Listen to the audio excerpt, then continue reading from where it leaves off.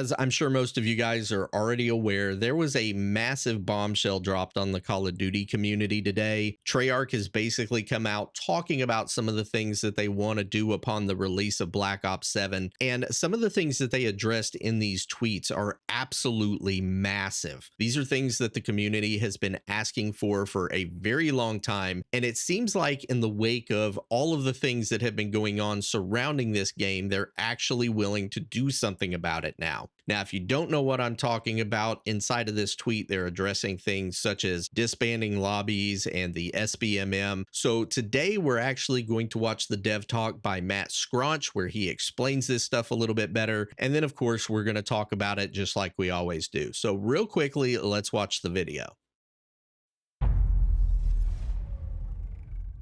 Hey everyone, Matt Scronch here, Design Director at Treyarch, back again to answer some more of your questions about multiplayer coming out of the Black Ops 7 beta.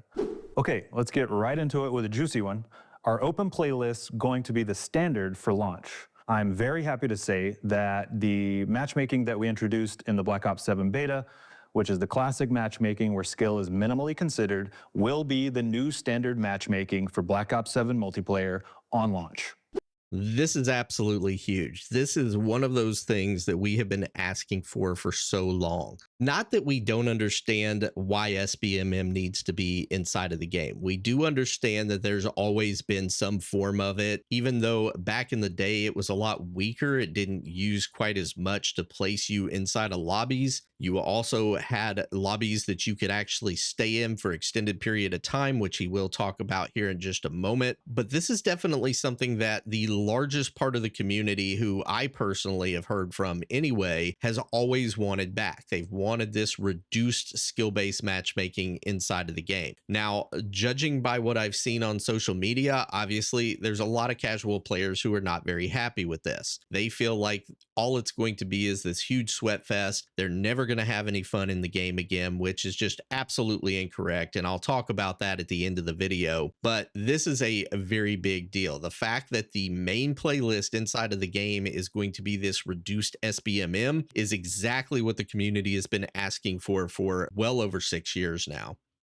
Next question, and it's a good question. Why wait until the Black Ops 7 beta to try this? Simply put, it's a beta. Betas are meant for us to test things. We wanted to take a big swing on something that we knew you had a lot of feedback on. That's what we did with matchmaking, and that's why we did it. And keep in mind, he even said this in one of the previous videos. The last time we watched one of his videos, he basically said that they were going to release the beta, they were going to listen to the feedback, and then they were going to make changes inside of the game based on that feedback. So he's absolutely correct. He told everybody that he was going to do that, and it seems like they're actually sticking to what they said. They're actually doing exactly what they said they were going to do. So kudos to him for that. Are we getting persistent lobbies? Yes. Our goal with Black Ops 7 multiplayer on day one is to keep players together after a match. Obviously, it's a little trickier with quick play and dedicated servers, but the plan is to keep players together as much as possible. And that's another big point. And of course, I'll talk about that at the end of the video as well. But the disbanding lobbies, I've already done a video on it. If you haven't yet seen it, you can go check that out. But obviously, by being able to stay in the same lobby, you're basically bypassing SBM anyway. You can get into a lobby, you can find people that you're very closely matched to, and then you could stay in that lobby and continue to keep playing with them until some of them leave or get traded out for other players. So doing away with disbanding lobbies is another one of those key things that we had back in the beginning, and I have wanted this to come back to the game for a very long time. So again, this is massive. This is a big thing that really needed to be returned back to this game. Are you changing aim assist?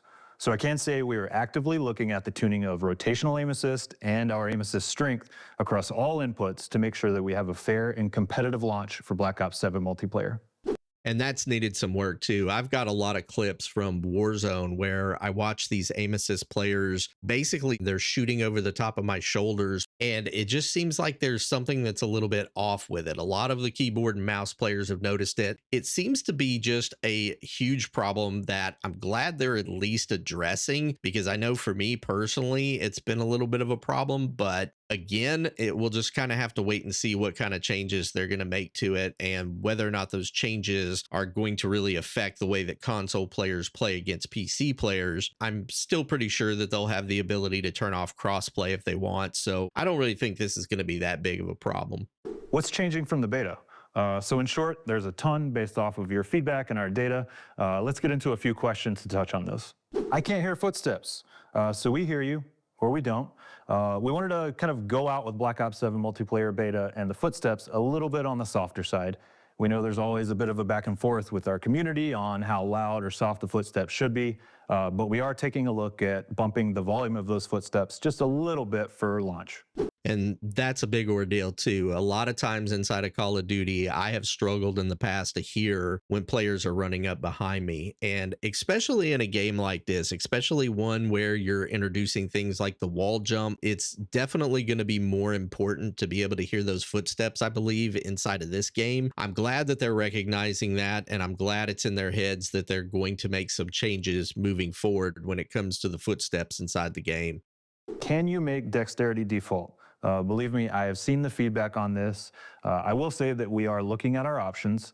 We want to make sure that you're not forced to play aggressively, but we also understand the importance of fluidity paired with our next level Omni movement. And see, that's something I never really understood. Like, you're going to put this perk in there that's basically going to help aggro players continue to play aggro, but there seems to be some casual players who don't like that play style. And so they're going to give you the ability to play as either one of them. But if you are an aggro player and you are playing with those perks, you're automatically going to put those slower players at a disadvantage. They're not going to be able to keep up with you. So to me, this seems like the best way to address this is really either to have it in the game or not have it at all. But everybody kind of needs to be on a level playing field. I know some players don't like that aggro style. They want to play slower, but if they give other players the ability to play like that, then they're always going to be at a disadvantage. So I think that's something they really have to think about when it comes to the dexterity inside of the game.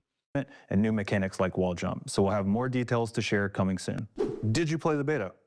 Of course I did. I can give you kind of a personal anecdote, kind of a fond memory that jumps out to me. Of course they did. I said They're it before, devs. Overload, Gotta play on your own exposure, game. with active camo, some of my favorite times in Black Ops 7. Definitely had a lot of fun there over the weekend.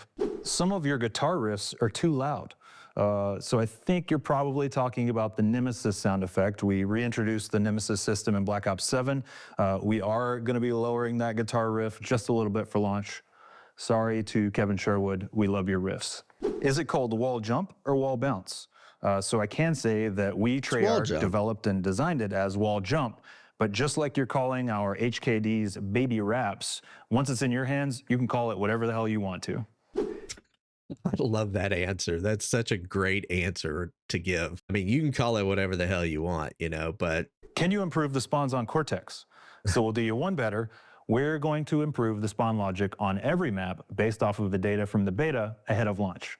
As always, thanks for watching. Want to give a big shout out to the team. We'll be back with some more dev talks, including some more information on zombies.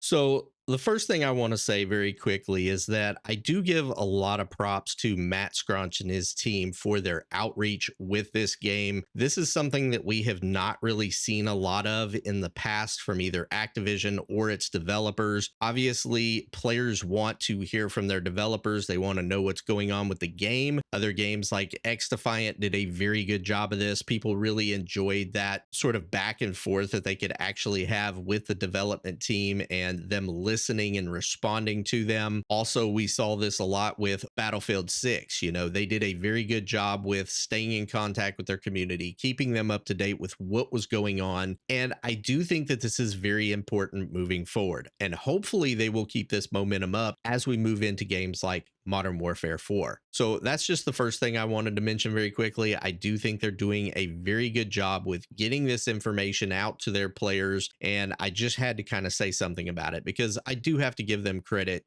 where credit's due. The other thing I wanted to mention is that I've been seeing a lot of backlash about the lack of SBMM inside of the game from casual players. Now, a lot of these players have probably grown up only knowing SBMM. They don't remember the golden days of Call of Duty before it was as bad as it is now. Obviously, SBMM's been in the game for a very long time, but back when the game first started, it wasn't nearly as recognizable as it is now. With the current SBMM system, it's very recognizable. You can usually tell whether or not your next game is going to be good or bad based on the previous ones. And it really just shouldn't be like that. When you have that randomized sort of gameplay where maybe one game you're playing a silver and a diamond and 4 bronzes, and then the next game you're playing all silvers, having that variation inside of the game actually makes it a lot more fun. You're not able to guess whether or not your next game is going to be a good one or bad one just based on your performance in the previous game. And not only that, one thing to keep in mind for all of us who played Call of Duty for a very long time, even back in the day, we would have full nights where we just got completely annihilated. Then we would have full nights where we just did the annihilating and we were just doing very good. You'd also have a lot of mixed nights where maybe you won 5 games and lost 2 or vice versa, but it wasn't a recognizable pattern and you never really knew what was going to happen from night to night. That was part of the exciting thing about Call of Duty, is that you really didn't know how your night was going to go until you jumped in and started playing. I also think one thing that kind of gets left out of that conversation a little bit is the fact that they're doing away with disbanding lobbies. So if you were a casual player, you get into a game, you find people that are of your same skill level, you can actually stay in that lobby and continue to play with those players instead of getting repicked to play with other players not knowing who it was going to put you with. So with all of these things combined, I think that players are going to have a much easier experience than they actually realize. The other thing to kind of point out about this too is that with the way it's set up currently inside of Black Ops 7, all of the better players are playing the non-SBMM mode and all of the casual players are still playing the SBMM mode. But once you get all of those players together, you're probably going to have more of that casual and sort of mid-level player mixed in with the really good players. And the games are not going to all be sweaty. I mean, it's going to really be a mixed bag of a lot of different play styles and a lot of different levels. So the one thing I would say to all of the people out there who are really worried about this, who think that this is just going to absolutely destroy their experience inside of Call of Duty, keep in mind, it's really not. It's not going to be that much of a difference. And I think that once you actually get into it and play it for a little while, you're probably going to enjoy it a lot more than you think you do. So